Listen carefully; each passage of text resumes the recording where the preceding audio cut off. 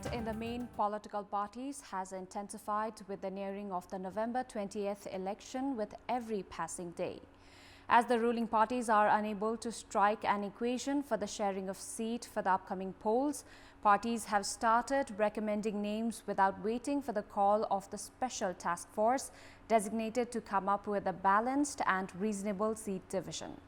In the meantime, recommendation of some tainted leaders involved in criminal cases means that they might influence the voters, but the Constitution bars them from assuming their positions.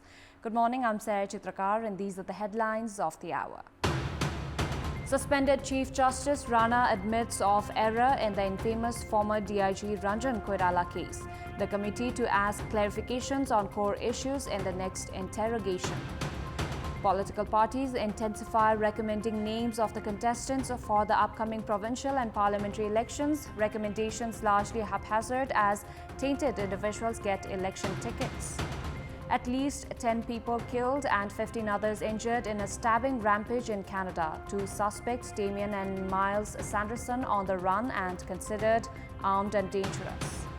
And Pakistan snatch a nail-biting 5-wicket victory over arch rivals India in the Asia Cup Super 4 encounter.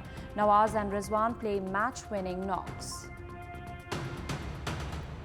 The Parliament's Impeachment Recommendation Committee continued its interrogation with suspended Chief Justice Cholendra Samsher Rana yesterday as well.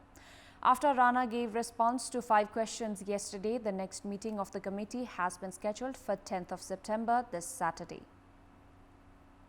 While answering the questions, suspended Chief Justice Rana asked for forgiveness if he had made a mistake in the verdict given in the murder case involving then DIG Ranjan Koirala.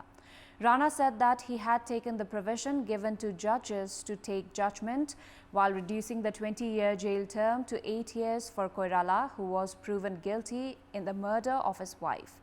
Rana also said that he was ready to quit if this case was made the basis to impeach him. Altogether, Rana responded to 5 questions asked by the Impeachment Recommendation Committee yesterday. He also defended himself while furnishing answers to every accusation levied against him. In the accusation concerning lack of competence, Rana said that it was a baseless allegation, as he said that he had executed his work within the legal parameters. The committee had decided that it will ask questions on the main issues in the next meeting. The next meeting of the committee has been called for 10th of September. In the meetings held by the committee last Wednesday and Thursday to interrogate Rana, the suspended Chief Justice raised question on the validity of the impeachment motion itself. Instead of providing answers to the allegations against him, Rana has gone on to make strong accusations against parliamentarians and his colleagues. The Impeachment Recommendation Committee has prepared a total of 43 questions for the suspended Chief Justice to answer. Political parties have started recommending the names of the contestants for the upcoming provincial and parliamentary elections. The contestants have now started putting pressure on the leadership to get the election tickets. However, the recommendations have been haphazard as even leaders involved in criminal cases or corruption charges have managed to get the election ticket. Political parties have intensified recommending names with the fast approaching elections on November 20th. The ruling Nepali Congress had asked the recommendation committees to furnish names by 7th of September. However, when it didn't materialize, the leaders themselves have started lobbying in their favor in some constituencies, while in some other places, lower committees have recommended names. Nepali Congress President and Prime Minister Sher Bahadur Deuba has been recommended from his home district, Darilthura. Nepali Congress has also recommended Aftab Alam, who is serving a jail term on murder charges from Rautahad's constituency number 2. The recommendations of contestants is an internal issue of the party. However, the ruling alliance is yet to settle the issue of seat division. Political analysts therefore view that the parties recommending names at this time is a ploy to put pressure on other parties in the ruling coalition. Meanwhile, chairperson of CPN Maoist Centre, Pushpa Kamal Dahal, has been urged by party cadres to contest the election from Gorkha, even as Dahal's home district is Chitwan. Another leader of the ruling coalition, Madhav Kumar Nepal, is still undecided on where to field his candidacy between Rautarhat Constituency 1 or Kathmandu Constituency number 2.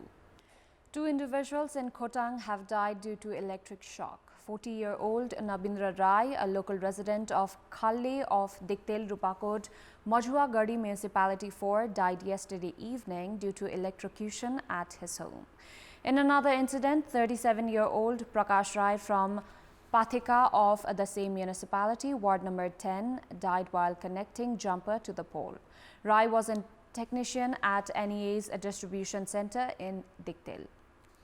Indian Army Chief Manoj Pandey arrived in Kathmandu yesterday on a 5-day visit, where he is also scheduled to be conferred with the honorary rank of the Nepal Army General. Since 1950, there has been customary practice between Nepal and India to confer the honorary rank of general on each other's army chiefs. Pandey will be the 19th Indian Army Chief to be conferred with the honorary rank of General of the Nepal Army. Chief of Army Staff of the Nepal Army, Prabhu Ram Sharma, has already been conferred the honorary General of the Indian Army. This customary practice has helped in easing military diplomacy between the two nations. Apart from meeting Army Chief Sharma during his stay in Nepal, Indian Army Chief Pandey is also scheduled to pay courtesy call on President Bidya Devi Bhandari and Prime Minister Sher Bahadur Deuba. At a time when a proposal of inducting Nepali youths into the Indian Army's Agnipath recruitment scheme has met with controversy, Nepal Army Chief Pandey's visit has been seen with significant interest. The Agnipath program, which has a provision of candidate recruitment for only 4 years, has met with stern protest in Nepal. The Gorkha Army recruitment is based on the Tripartite Treaty in 1947 between Nepal, India and the United Kingdom, resulting in the interest of the United Kingdom in the proposed Agnipath scheme. Retired former British Gorkha soldiers are still protesting against discrimination in facilities. In the scenario, there are speculations that Nepali participation in the Agnipath scheme could be detrimental. India has been deploying its Gorkha army in Ladakh and Galwan and the border regions of China and Pakistan. China has been showing interest regarding the issue with Nepal. In our Public Voice segment, we had asked the general public in several provinces regarding the wastage of COVID-19 vaccines brought by the government. Let's take a look at what they had to say. Public Voice. एउटा खोप लगाइसकेपछि फेरि अर्को लगाउने रे फेरि अर्को लगाइने यसले गर्दा पनि धेरै मान्छेले खोप लगाएन लगाएर ठीक हुने कि हैन फेरि पटक पटक लगाउनु पर्ने के हुने कसो हुने भनेर पनि जनताहरु डराए सरकारले पहिला चाहिँ बहुत प्रचारबाजी गर्यो यो चाहिँ खोपको बारेमा पछि आएर कहाँ लगाउँछन् कहाँ के गर्छन् भन्ने कुरा पनि जनतालाई थाहा भएन इन्फेक्सनहरु हुने ज्वरो आउने त्यस्ता कुरा लिएर मान्छेहरु अलि बढी डराए कोभिड-19 को खोप आयो त्यो बेला जनचेतनाको पुग्न सकेन सरकारको कमीले सबैनिर भ्याक्सिनको इन्फर्मेसन पुग्न सकेन त्यही भएर नि यो इन्जेक्सन उपयोगी भएन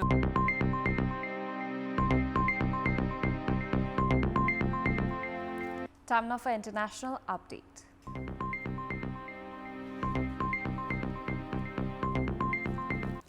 It's time now for our segment Public Pulse, where you text us with your opinion. Public Pulse. Here's the question: what could be the reason for the gloom seen in the realtor market? Your options are A, due to economic crisis, B, strict central bank, and C, lack of land division. Voting is on. Type any WS, select your option A, B or C and send it to 34001 to share your opinion with us. Before wrapping up, here's a look at the top stories once again. Suspended Chief Justice Rana admits of error in the infamous former DIG Ranjan Koirala case. The committee to ask clarifications on core issues in the next interrogation. Political parties intensify recommending names of the contestants for the upcoming provincial and parliamentary elections. Recommendations largely haphazard as tainted individuals get election tickets. At least 10 people killed and 15 others injured in a stabbing rampage in Canada. Two suspects, Damien and Miles Sanderson, on the run and considered armed and dangerous.